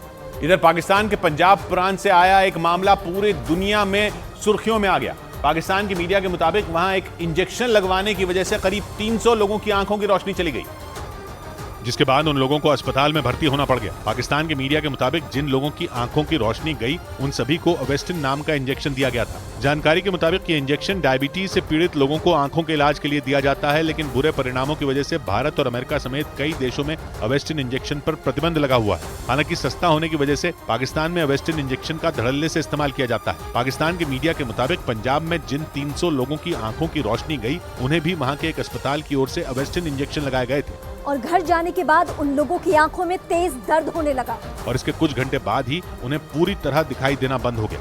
इस बीच जम्मू कश्मीर के कुलगाम में पुलिस ने आतंकी संगठन लश्कर-ए-तैयबा के 5 आतंकियों को गिरफ्तार कर लिया। इसके साथ ही पकड़े गए उन आतंकियों से बड़े पैमाने पर हथियार भी जब्त कर लिए और आतंकियों की बड़ी साजिश को नाकाम कर दिया। अनंतनाग में आतंकियों से हुई मुठभेड़ के बाद अलग अलग इलाकों में सर्च ऑपरेशन चलाया गया और इसी कड़ी में लश्कर के उन 5 आतंकियों को गिरफ्तार कर लिया गया। उधर रूस ने संयुक्त राष्ट्र के मंच से अमेरिका पर निशाना साधा और उस पर दुनिया में तनाव बढ़ाने का आरोप लगा दिया। अमेरिकी न्यूज चैनल CNN के मुताबिक संयुक्त राष्ट्र महासभा में बोलते हुए रूस के विदेश मंत्री अमेरिका का साथ देने वाले पश्चिमी देशों पर भी जमकर बरसे और उन पर रूस के खिलाफ हाइब्रिड जंग छेड़ने का आरोप लगा दिया, यानी एक ऐसी जंग जिसमें दुश्मन के साथ हथियारों से सीधा टकराने के बजाय उसे दूसरे तरीकों से बर्बाद किया जा सके। CNN के मुताबिक रूस के विदेश मंत्री सर्गेई लैवरोव ने अमेरिका समेत पश्चिमी देशों पर जंग को लगातार भड़काने का आरोप लगाया और दावा किया कि यूक्रेन को मोहरे के तौर पर इस्तेमाल करके रूस से दुश्मनी लेने में लगे हुए हैं। रूस के विदेश मंत्री ने अमेरिका पर सिर्फ यूक्रेन जंग ही नहीं बल्कि दुनिया के कई देशों में जारी संघर्ष को उकसाने का आरोप लगाया और दावा किया कि अमेरिका और उसके सहयोगी देश पूरी दुनिया को अपने फायदे के लिए बनाए गए नियमों के हिसाब से चलाना चाहते हैं। इस बीच पश्चिमी मीडिया के मुताबिक अमेरिका ने फ्रांस के स्कूलों में मुस्लिम छात्राओं के अबाया पहनने पर बैन लगाने के फैसले को मुस्लिमों को निशाने बनाने वाला कदम बताया। फ्रांस की सरकार ने कुछ हफ्ते पहले ही वहां स्कूलों में अबाया पहनकर आने पर रोक लगा दी और बाद में उस फैसले के खिलाफ एक मुस्लिम संगठन ने अदालत का दरवाजा खटखटाया, लेकिन फ्रांस की सबसे बड़ी अदालत ने भी अबाया पहनने पर बैन लगाने के फैसले को बरकरार रखा। अबाया बुर्के की तरह का एक पहनावा होता है। इसे पहनने वाली मुस्लिम महिला या लड़की का चेहरा छोड़कर पूरा शरीर ढका होता है। फ्रांस के स्कूलों में लंबे समय से अबाया पर प्रतिबंध लगाने की मांग की जा रही थी, जिसे वहां की सरकार ने मान लिया और इसी बात पर अमेरिका ने फ्रांस को घेर लिया। अंतर्राष्ट्रीय धार्मिक स्वतंत्रता पर नजर रखने वाली अमेरिका की एक संस्था ने फ्रांस की सरकार के इस फैसले की आलोचना की और फ्रांस में रहने वाले मुस्लिमों को टारगेट करने और डराने का आरोप लगाया। उधर न्यूज एजेंसी रॉयटर्स के मुताबिक अजरबैजान के हमले के बाद नागोर्नो कराबाख से अर्मेनिया के लोगों के निकलने के बीच कई अमेरिकी अधिकारी अर्मेनिया पहुंच गए। पिछले हफ्ते नागोर्नो कराबाख में हुए हमले के बाद अर्मेनिया के लोगों का वहां से पलायन तेज हो गया और इसीलिए अमेरिकी अधिकारियों ने अर्मेनिया पहुंचकर अपना समर्थन दिया और साफ कह दिया कि अजरबैजान की दादागिरी नहीं चलेगी। रॉयटर्स के मुताबिक नागोर्नो कराबाख में अजरबैजान की सेना के हमले के बाद अर्मेनिया के लोग वहां नहीं रहना चाहते, इसीलिए वहां से पलायन शुरू हो गया क्योंकि लोगों को डर सता रहा है कि उन पर कभी भी हमला हो सकता है। हालांकि पिछले हफ्ते जब अजरबैजान ने नागोर्नो कराबाख में हमला किया था तब उसने आतंकियों के खात्मे की बात कही थी, लेकिन अर्मेनिया की सेना ने दावा किया कि अजरबैजान ने केवल सेना को ही नहीं बल्कि आम लोगों को भी निशाना बनाया। पिछले हफ्ते अजरबैजान की सेना ने नागोर्नो कराबाख में हमला कर दिया था, लेकिन 2 दिन की लड़ाई के बाद उसने सीज फायर का ऐलान कर दिया था। इधर लखनऊ से चौंकाने वाला एक मामला सामने आया जिसमें बीजेपी विधायक योगेश शुक्ला के फ्लैट से एक लड़के का शव मिला, जिसके बाद पूरे इलाके में सनसनी फैल गई क्योंकि जब पुलिस दरवाजा तोड़कर कमरे के अंदर घुसी तो वहां उस लड़के का शव फांसी के फंदे से लटका मिला, जिसके बाद पुलिस ने शव को फंदे से नीचे उतारा और शुरुआती जांच के बाद उसे आत्महत्या का मामला बताकर आगे की कार्रवाई शुरू कर दी। पुलिस के मुताबिक श्रेष्ठ तिवारी नाम का वो लड़का उस बीजेपी विधायक के मीडिया सेल में काम करता था। वहाँ पर उन्होंने फांसी लगाकर आत्महत्या कर ली। पुलिस के मुताबिक देर रात श्रेष्ठ ने अपनी एक महिला दोस्त को फोन कर मिलने के लिए बुलाया, लेकिन उसने इनकार कर दिया, जिसके बाद नाराजगी में उसने फांसी लगा ली। उस दोस्त ने कई बार श्रेष्ठ को फोन किया लेकिन कोई जवाब नहीं मिला, जिसके बाद वो विधायक के फ्लैट पर पहुंचे। जब किसी ने दरवाजा नहीं खोला तो उसने फौरन पुलिस को जानकारी दी। इस बीच मध्य प्रदेश के मुरैना में 2 गाड़ियों की टक्कर के बाद मारपीट कर डराने वाला एक वीडियो सामने आया। आरोप है कि इस हादसे के बाद कुछ लड़के गाड़ी में तोड़फोड़ करते दिखे। और उन लड़कों ने उस गाड़ी में सवार एक आदमी पर भी जमकर लाठियां बरसाईं, जिसकी वजह से वो बुरी तरह घायल हो गया। इसका जो वीडियो सामने आया उसमें कुछ लड़के गाड़ी को घेरते दिखे और उसे घेरने के बाद उन्होंने उस गाड़ी के शीशे चकनाचूर कर दिए। लेकिन वो यहीं नहीं रुके, उन्होंने उस गाड़ी में सवार उस आदमी को भी तब तक पीटा जब तक वो बुरी तरह घायल नहीं हो गया। इस दौरान उन लड़कों ने उस गाड़ी पर पत्थरबाजी भी की। बताया गया कि 2 गाड़ियों में टक्कर हो गई थी, जिसके बाद एक गाड़ी में सवार कुछ लड़कों ने दूसरी गाड़ी पर हमला बोल दिया। इसके साथ में मारपीट की और गाड़ी की भी तोड़फोड़ की है उन लोगों ने जिसकी गाड़ी में टक्कर लगी। जिसके बाद वो आदमी अधमरी हालत में पुलिस स्टेशन पहुंचा और उन लड़कों के खिलाफ शिकायत दर्ज करवाई। उधर पश्चिम बंगाल के माटीगाड़ा शहर में चोरी करने के बाद एक चोर पर पुष्पा फिल्म का बुखार देखने को मिला, जिसका वीडियो सोशल मीडिया पर वायरल हो गया, जिसमें वो चोर मीडिया से बात करते हुए पुष्पा फिल्म का मशहूर डायलॉग बोलता दिखाई दिया। नाम है पुष्पा। इस दौरान वीडियो में वो चोर मीडिया के सामने जमकर फोटो खिंचवाता भी नजर आया। दरअसल उस चोर को माटीगाड़ा शहर से लाखों की चोरी के आरोप में पकड़ा गया था, जिसके बाद जब उसे पेशी के लिए सिलीगुड़ी ले जाया जा रहा था तो उस पर पुष्पा फिल्म का बुखार चढ़ा दिखा। इस दौरान मीडिया से बात करते हुए उसने कबूल किया कि वो चोरी करने नहीं बल्कि मर्डर करने के इरादे से गया था। मर्डर करने गया था लेकिन नहीं हुआ। सोशल मीडिया पर इस चोर का वीडियो जमकर वायरल हुआ। इधर मध्य प्रदेश के नर्मदापुरम में एक्सीडेंट के बाद सड़क पर मारपीट का एक चौंकाने वाला वीडियो सामने आया, जिसमें 2 आरोपी एक लड़के को बुरी तरह पीटते नजर आए, जिसकी वजह से एक लड़का सड़क पर गिर गया। लेकिन फिर भी वो आरोपी रुके नहीं बल्कि लगातार उसे मारते रहे। उनमें एक आरोपी ने वहां खड़ी एक लड़की की भी पिटाई कर दी। इस दौरान सड़क पर लोगों की भीड़ जमा हो गई, लेकिन वो आरोपी लगातार मारपीट करते रहे। इसका जो वीडियो आया उसमें वो आरोपी एक लड़के को कई घूंसे मारता दिखाई दिया, जिसकी वजह से वो अधमरा हो गया और जब वो जमीन पर गिर पड़ा तो वो दूसरे लड़के को पीटने चला गया, जिस पर पहले से ही दूसरा आरोपी लात घूंसे बरसा रहा था। बताया गया कि 2 मोटरसाइकिलों में मामूली टक्कर हो गई थी, जिसके बाद एक मोटरसाइकिल पर सवार 2 लोग भड़क गए और उन्होंने दूसरी मोटरसाइकिल पर सवार 2 लड़कों और एक लड़की की बेरहमी से पिटाई कर दी। उधर अफ्रीकी देश सोमालिया में वहां की सेना ने आतंकी संगठन अल-शबाब के 27 लड़ाकों को मार गिराने का दावा किया। सोमालिया में अल-शबाब करीब 16 साल से सक्रिय है और इसके लड़ाके सोमालिया में कहर ढाने का कोई भी मौका नहीं छोड़ते। इसीलिए वहां की सेना आतंकी संगठन अल-शबाब के खात्मे की कसम खाए बैठी है। इसी कड़ी में उसने एक ऑपरेशन चलाते हुए अल-शबाब के 27 लड़ाकों को मार गिराने का दावा किया। इतना ही नहीं, अल-शबाब के 3 ठिकानों को भी नष्ट कर दिया गया। अल-शबाब सोमालिया में करीब 16 साल से सक्रिय है। आरोप है कि आतंकी संगठन सोमालिया को इस्लामिक रिपब्लिक बनाना चाहता है। पिछले साल अक्टूबर में सोमालिया की राजधानी मोगादिशु में 2 धमाके हुए थे, जिनमें 100 से ज्यादा लोगों की जान चली गई थी, जिसके लिए सोमालिया सरकार ने अल-शबाब को जिम्मेदार ठहराया था। अल-शबाब के कहर को रोकने के लिए वहाँ की सेना किसी भी सूरत में इसका नामो निशान मिटाना चाहती है।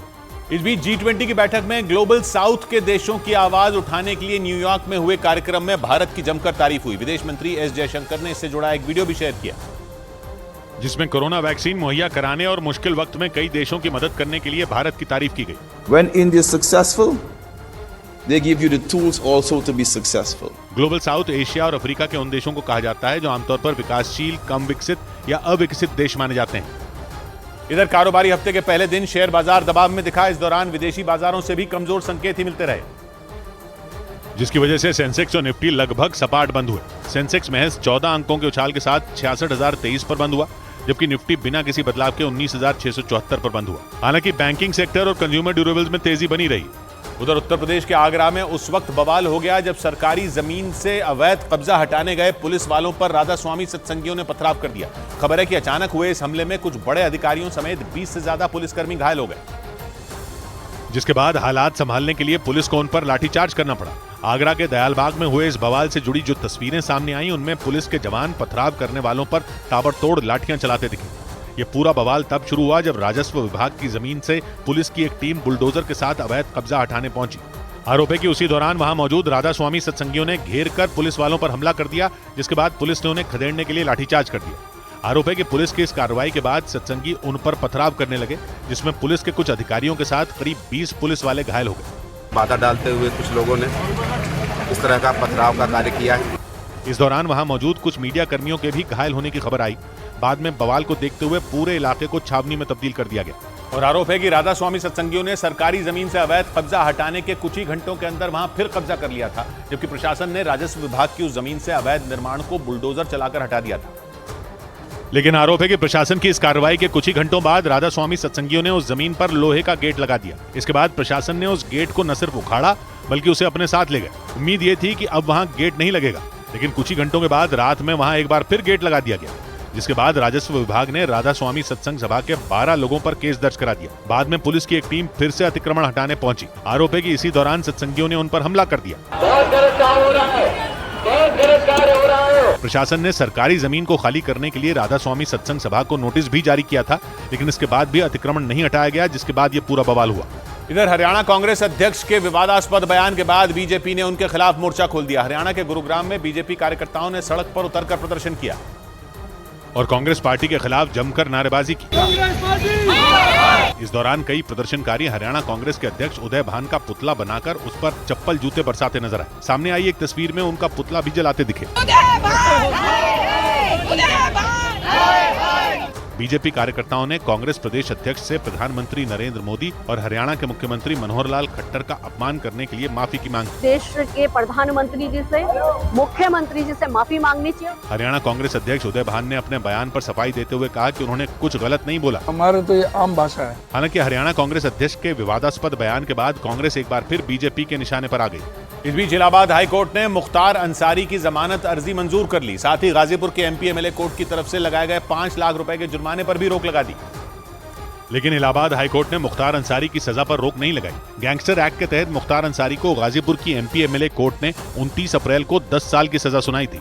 इधर दिल्ली के पास उत्तर प्रदेश के नोएडा की एक हाउसिंग सोसाइटी में एक बच्चे की 15वीं मंजिल से गिरकर मौत हो गई। घटना नोएडा की super Cape Town housing society की बताई गई और पुलिस के मुताबिक वो 15 साल का लड़का उस बिल्डिंग की 15वीं मंजिल में मौजूद अपने घर की बालकनी से रात के वक्त नीचे गिर गया, जिससे उसकी मौत हो गई। पुलिस ने इस मामले में खुदकुशी की आशंका जताते हुए जांच शुरू कर दी।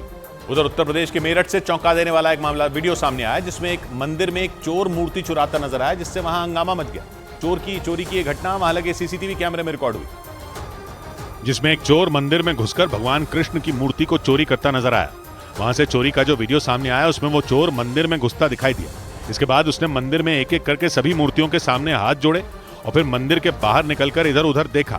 मंदिर खाली होने का फायदा उठाते हुए उस चोर ने एक कपड़े में भगवान कृष्ण की मूर्ति को रखकर चुरा लिया और वहां से फरार हो गया। इस घटना के बाद वहां हड़कंप मच गया। घटना की सूचना मिलते ही वहां पुलिस पहुंच गई और मामले की जांच में जुट गई। इधर कांग्रेस नेता प्रमोद कृष्णम ने सनातन धर्म के खिलाफ बोलने वालों पर बड़ा हमला कर दिया। उनके मुताबिक कुछ नेताओं ने सनातन धर्म का अपमान कर देश के अपमान की कोशिश की और उन्होंने विवादास्पद बयान देने वाले नेताओं को विपक्षी गठबंधन से बाहर निकालने की सलाह तक दे डाली। जो नेता संविधान की शपथ लेकर के मिनिस्टर बना है, वो अगर किसी एक धर्म को गाली देता है तो मुझे लगता है उसको बर्खास्त कर देना चाहिए। पिछले कुछ दिनों में डीएम के नेता उदयनिधि स्टालिन समेत दूसरे नेताओं ने भी सनातन धर्म पर विवादास्पद बयान दिए थे। इस बीच मध्य प्रदेश के श्योपुर से डरा देने वाला एक वीडियो सामने आया, जिसमें एक तेज रफ्तार मोटरसाइकिल एक बुजुर्ग को जोरदार टक्कर मारती दिखी, जिसकी वजह से उनकी मौत हो गई और वहां मौजूद लोगों में चीख पुकार मच गई। उस घटना का जो वीडियो सामने आया उसमें वो बुजुर्ग रास्ता पार करते नजर आए।